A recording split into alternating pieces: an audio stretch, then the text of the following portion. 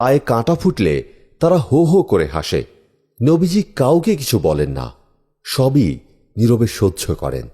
কোনো দুঃখ কষ্ট, কোনো অপমানকেই গ্রাহ্য করেন না তিনি। কোরাইশগণ যখন দেখল যে তারা কোনো প্রকারেই মহানবীকে ইসলাম থেকে বিরত করতে পারছেন না, বরং দিন দিন মুসলমানদের সংখ্যা বৃদ্ধি পাচ্ছে, অত্যাচার করে কোনো লাভ হচ্ছে না, তখন তারা পরামর্শ করতে লাগল।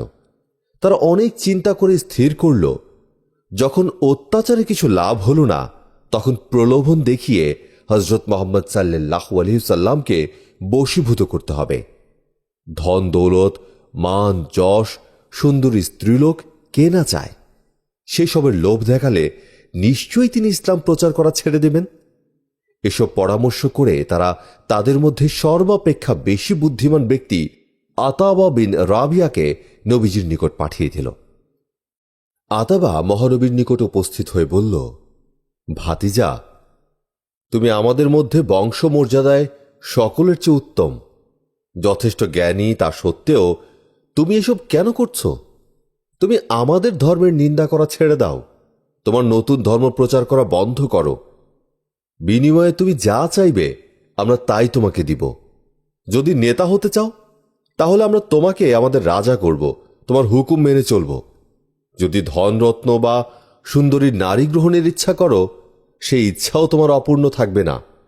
আমাদের কথা সর্বস্ব তোমাকে দিব। আরবের প্রধান প্রধান সুন্দরী রমণী তোমার সেবা করবে। তুমি যা চাও তাই দিব, শুধু তুমি তোমার ধর্মমত ত্যাগ করো।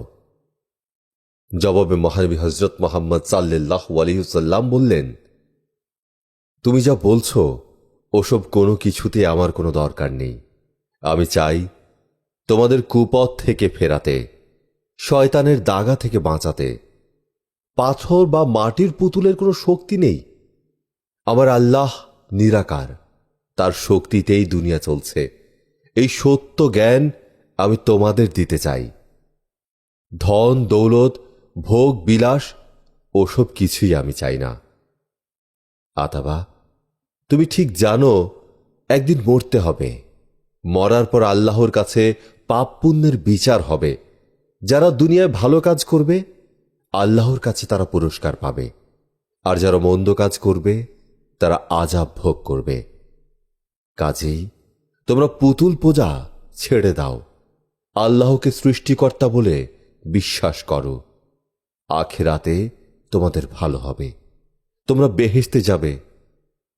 আর যদি আমার কথা না শোনো, আল্লাহকে না মানো, তবে পাপী হবে, শাস্তি ভোগ করবে, চিরকাল জাহান্নামের আগুনে জ্বলে পুড়ে মরবে। একদিন আল্লাহর কাছে গিয়ে সবাইকে দাঁড়াতে হবে। তখন কি জবাবদিহি করবে তা ভেবে দেখো।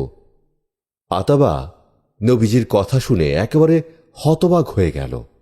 অতঃপর সে নিজের দলের নিকট এসে বলল যে, আল্লাহর কসম, আমি আজ হযরত মুহাম্মদ সাল্লাল্লাহু আলাইহি সাল্লামের মুখে এমন কথা শুনে এলাম যা আর কোনোদিন শুনিনি।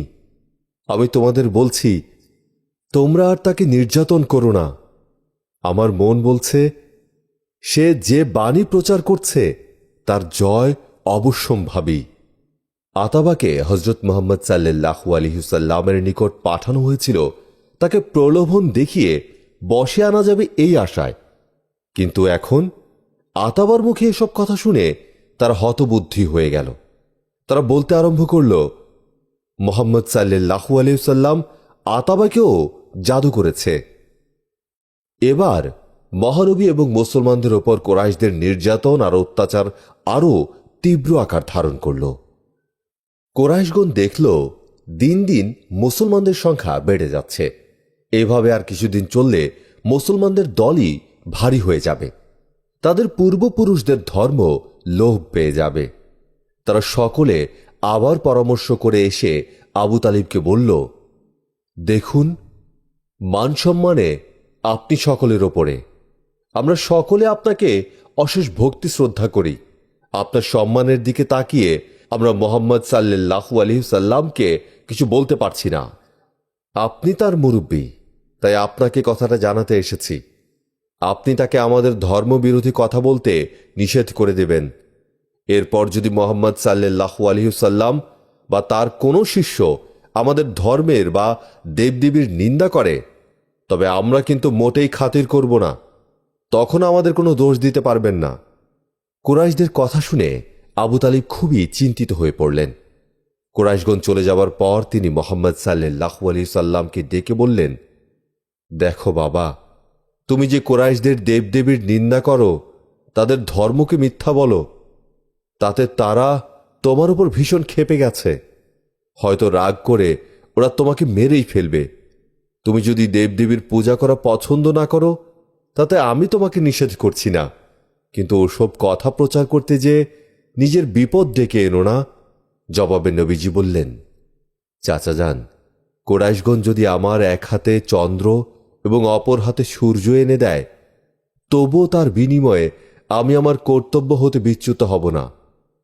আল্লাহ আমাকে সত্য ধর্ম প্রচার করার জন্যই দুনিয়ায় প্রেরণ করেছেন। যতদিন আমার দেহে প্রাণ আছে, ততদিন আমি তা প্রচার করবই। কোনো ভয় বা প্রলোভনে কর্তব্য পালনে বিরত হব না।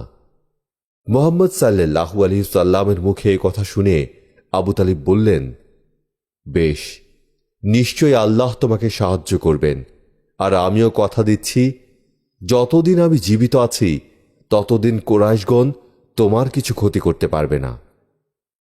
কুরাইশগণ যখন দেখল মোহাম্মদ সাল্লাল্লাহু আলাইহি সাল্লাম কিছুতেই তাদের কথা শুনছে না, তখন তারা ভীষণ ক্ষিপ্ত হয়ে উঠল।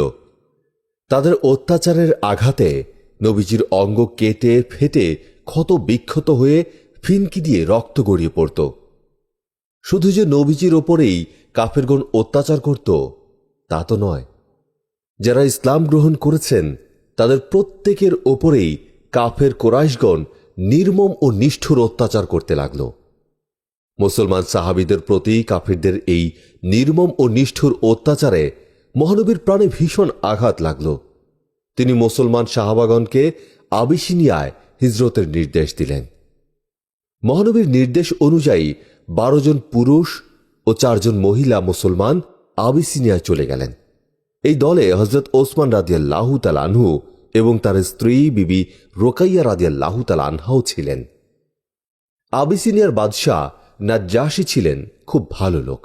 তিনি মুসলমানদেরকে সসম্মানে আশ্রয় দান করলেন।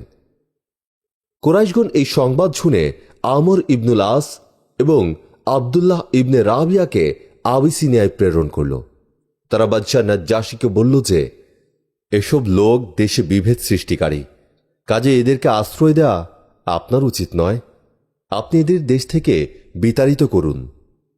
বাদশাহ নাজ্জাশী খুব জ্ঞানী ও বিচক্ষণ লোক ছিলেন।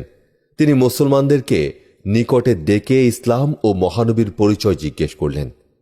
জবাবে মুসলমানগণ মহানবী এবং ইসলাম সম্বন্ধে যে বর্ণনা দান করলেন তা শুনে বাদশাহ নাজ্জাশীর মন ইসলামের প্রতি আকৃষ্ট হল এবং তিনি ইসলাম গ্রহণ করলেন। এই ঘটনা দেখে কুরাইশগণ ব্যর্থ হয়ে মক্কায় ফিরে এল।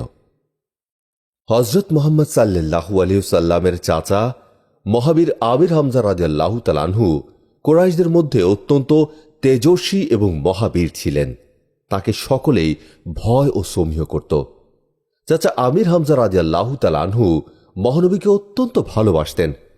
কাফেরগণ হযরত মুহাম্মদ সাল্লাল্লাহু আলাইহি সাল্লামের উপরে জুলুম অত্যাচার করলে তিনি তা মোটেই সহ্য করতে পারতেন না, যদিও তিনি তখনও ইসলাম গ্রহণ করেননি। হঠাৎ একদিন একটি ঘটনা ঘটল। মহানবী সাফা পাহাড়ের নিভৃত গুহায় ধ্যানমগ্ন হয়ে আছেন। এমন সময় কুরাইশ নেতা আবু জেহেল সেখানে এসে নবীজিকে অকথ্য ভাষায় গালাগাল শুরু করল, কিন্তু নবীজি কোনো প্রত্যুত্তর করলেন না। কিন্তু আবু জেহেল তাতেও বিরত না হয়ে একখণ্ড ভারী পাথর উঠিয়ে নবীজির মাথা লক্ষ্য করে নিক্ষেপ করল। তাতে নবীজির মাথা কেটে গিয়ে রক্তধারা ছুটল। আমির হামজা রাদিয়াল্লাহু তাআলা আনহু এর জনৈকা কৃতদাসী এ ঘটনা দেখে তাড়াতাড়ি ছুটে গিয়ে আমির হামজা রাদিয়াল্লাহু তাআলা আনহুকে এ ঘটনা জানিয়ে দিল। তিনি তখন শিকার করে বন থেকে ঘরে ফিরছিলেন। কৃতদাসীর মুখে এ কথা শুনে ঘটনাস্থলে ছুটে গেলেন। ভাতিজা